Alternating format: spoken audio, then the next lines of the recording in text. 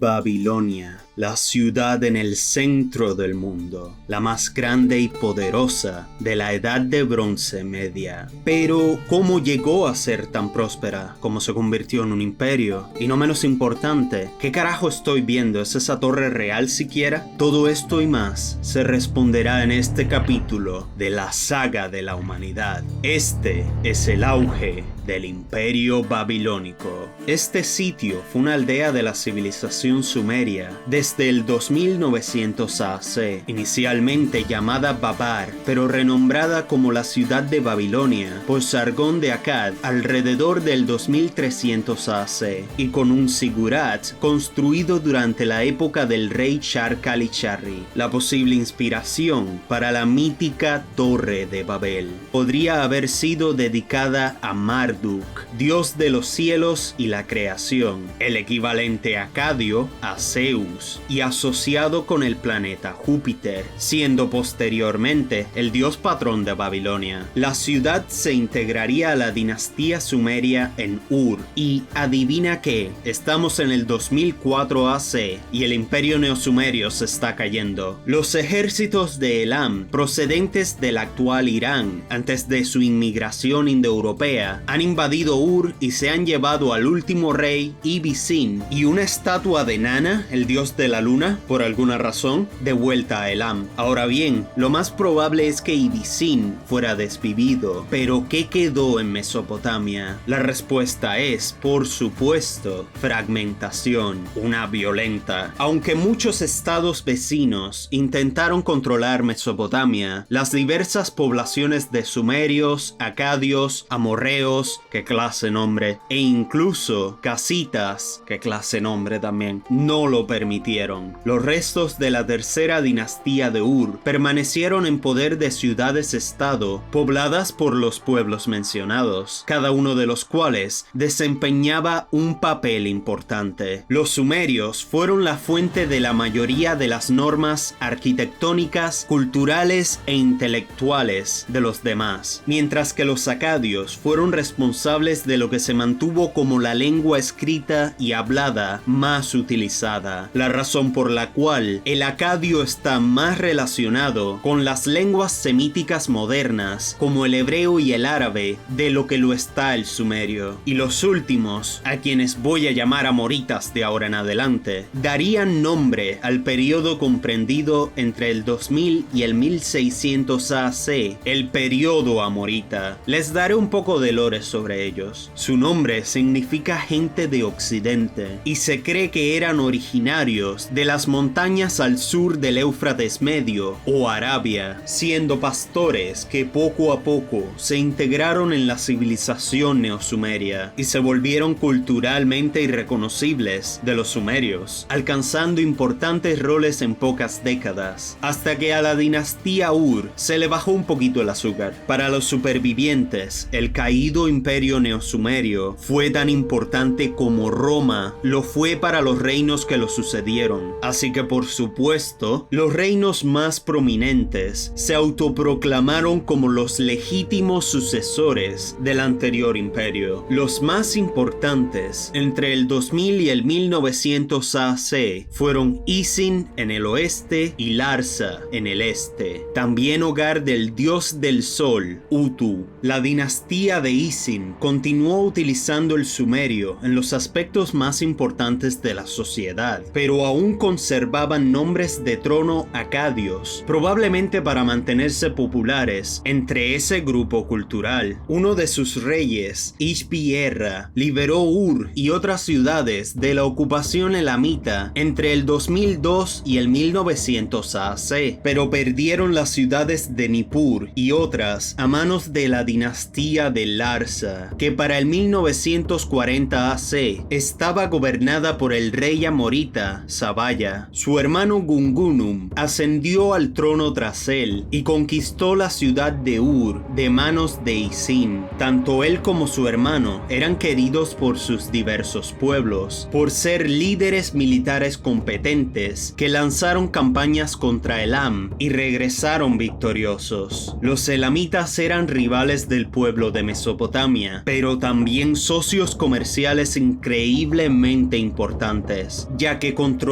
la ruta de la seda para los mesopotámicos, siendo la fuente de productos cruciales del oriente. La camaradería contra un enemigo común podría haber sido la fuente de cierta unidad entre sumerio-acadios y los amoritas, acogiendo a estos últimos siempre que demostraran su valor, y definitivamente lo hicieron, siendo esta la razón por la que entre el 1900 y 1800 AC, ciudades como Uruk, Sipar y Kish se convertirían en ciudades-estado independientes con gobernantes amoritas. Una de ellas, en 1894 AC, fue Babilonia. El rey Sumuabum conquistó la ciudad, dando inicio a la primera dinastía de Babilonia, y la fortificó, incluso construyendo fortalezas en los alrededores. Para 1810 AC, Larsa se había convertido en la ciudad más rica de toda Mesopotamia, gracias a su acceso al Golfo Pérsico y al comercio elamita. Sin embargo, ese mismo año, intentaron conquistar hacia el noroeste, amenazando la ciudad-estado de Uruk. El rey de dicha ciudad enviaría una carta al gobernante de Babilonia pidiendo ayuda, diciendo: Uruk y Babilonia son una sola casa y pueden conversar abiertamente. El rey de Babilonia aceptó la petición y unió fuerzas contra Larsa, iniciando una gran batalla. Isin y otras ciudades se unieron a Uruk, y tras una breve guerra, Larsa les partió la boca de todas maneras. Babilonia permaneció invicta, pero temía que no fuera por mucho tiempo, ya que el reino rival se volvió aún más poderoso, lo que motivó la construcción de más fortificaciones, convirtiendo a Babilonia en la zona mejor defendida de toda Mesopotamia, con una frontera aparentemente impasable.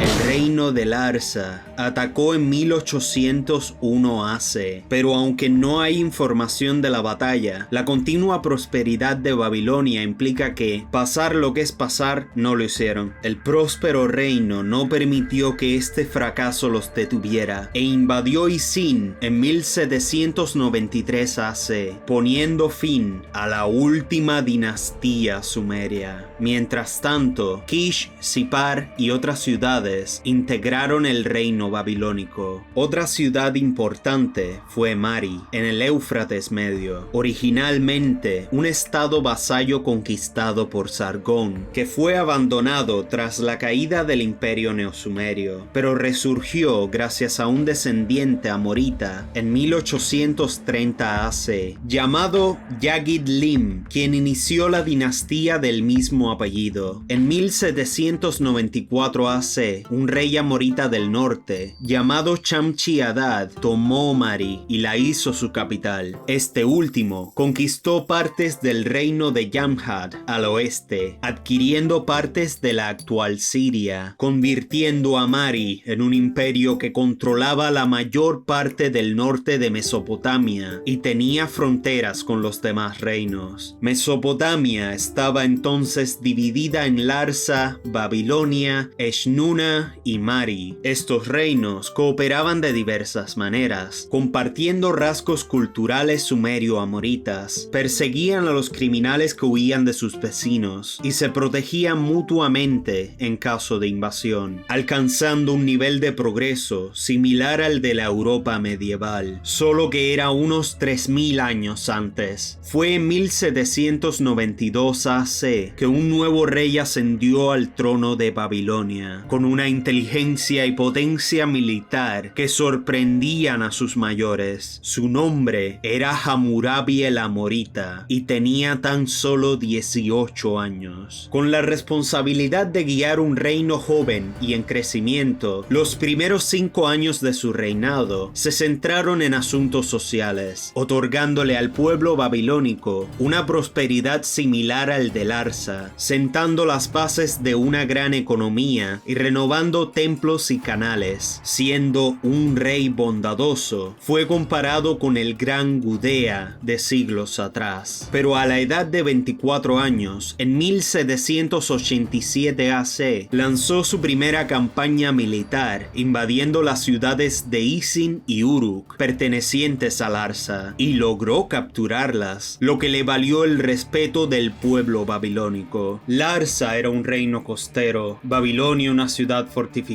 Eshnuna un estado guerrero, y Mari poseía el norte. Hace muchos años, las 4 naciones vivían juntas en armonía, pero todo cambió cuando la nación de Eshnuna atacó, planeando apoderarse de los territorios de Mari en 1766 AC. Este intento tuvo como bienvenida una coalición de Mari, Babilonia, Jamhad y hasta los elamitas estaban enojados con ellos por alguna razón. Tras un año entero de guerra, esta terminó con el asedio de Eshnuna, que aunque difícil, tuvo éxito. La consecuencia fue la conquista elamita del lugar, lo que generó un rival más fuerte para el pueblo de habla acadia de Mesopotamia, lo que motivó a Babilonia y a Mari a fortalecer sus ejércitos y también su relación. Una alianza con Mari y su rey Simri-Lim fue una de las mejores decisiones de Hammurabi en sus primeros años, debido a sus vínculos familiares con el reino de Jamhad, lo cual le permitía acceder al comercio mediterráneo. En 1765 AC, los elamitas, liderados por Siwe Palar Kupak, papi, estos nombres están potentes, atacaron Mari y Babilonia simultáneamente. Ambas unieron fuerzas, apoyadas por muchas otras ciudades-estado de la zona, y Simri-Lim de Mari juró lealtad a Babilonia. Desde hoy, mientras viva y respire, iré a la guerra contra Siwe Palar Kupak. Este esfuerzo recuerda a las cruzadas posteriores. Hammurabi solicitó a Larsa que se uniera a la lucha, pero no respondió. El motivo: Hammurabi era un joven ambicioso. Tras conquistar a los elamitas, no tardaría mucho en sentirse lo suficientemente seguro como para invadir Larsa. Así que era mejor para ellos evitar los gastos del conflicto con Elam por el momento. Tras un año repleto de batallas contra los elamitas, Hammurabi comenzó a reclutar profesionales, incluyendo comerciantes, para el ejército, quienes recibirían sus buenos salarios. A finales de 1764 AC, los campos de Eshnuna fueron incendiados por los babilonios, y tras muchas batallas, los elamitas fueron finalmente pateados al lugar del que salieron.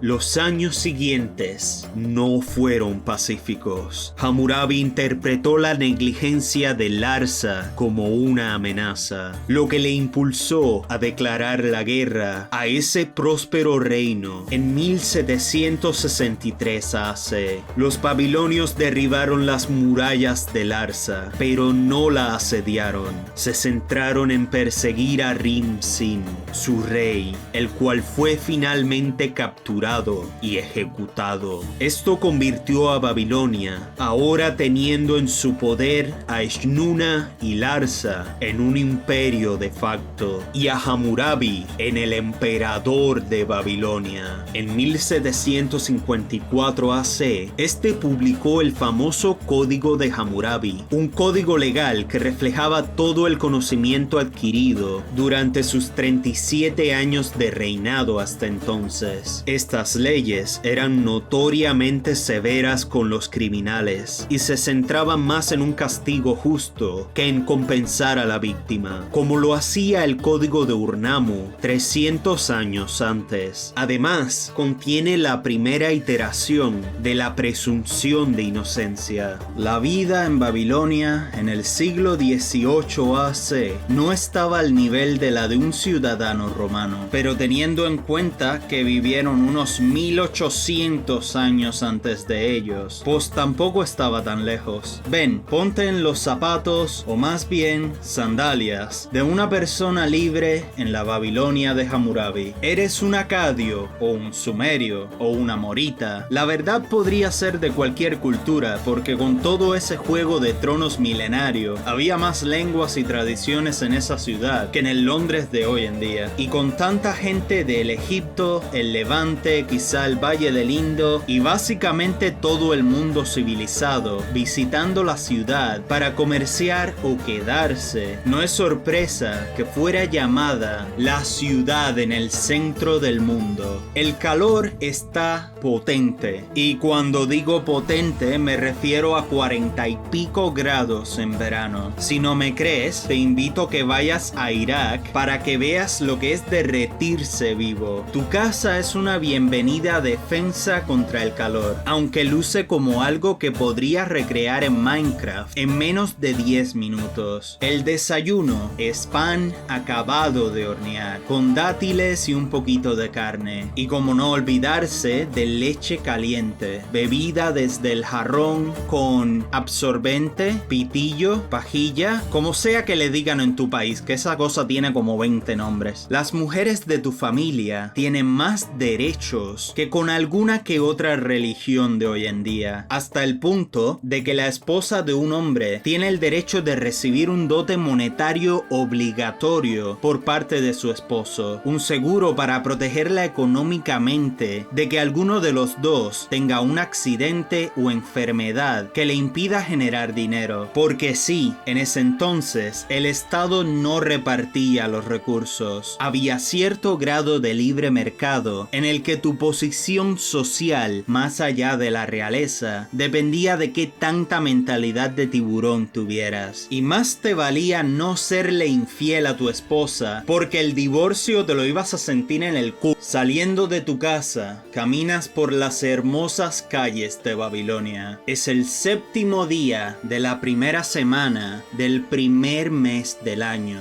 Ara Nichanu, que significa mes del comienzo, que en su caso empezaba en marzo, y como cada séptimo día de sus semanas era en realidad el sábado, el sabático o día santo, cuando tocaba llevarle ofrendas a los dioses Marduk e Ishtar, este último siendo el nombre acadio para Inanna. A algunos no les tocaba trabajar los sábados para evitar distracciones de ofrendas a los dioses, pero a otros sí que les tocaba trabajar cada uno de los días de la semana. Tú no eres uno de esos. Te aproximas al templo de Marduk, un hermoso edificio con paredes anchas y pilares coloridos, lleno de azul y dorado. Entras y dejas parte de tus ganancias como ofrenda, la cual, aunque no tan justa como hoy en día, sirve como impuesto para pagar a los funcionarios y servicios sociales. La vida es buena, incluso en el vibrante calor de nuestro pasado. ¡Show!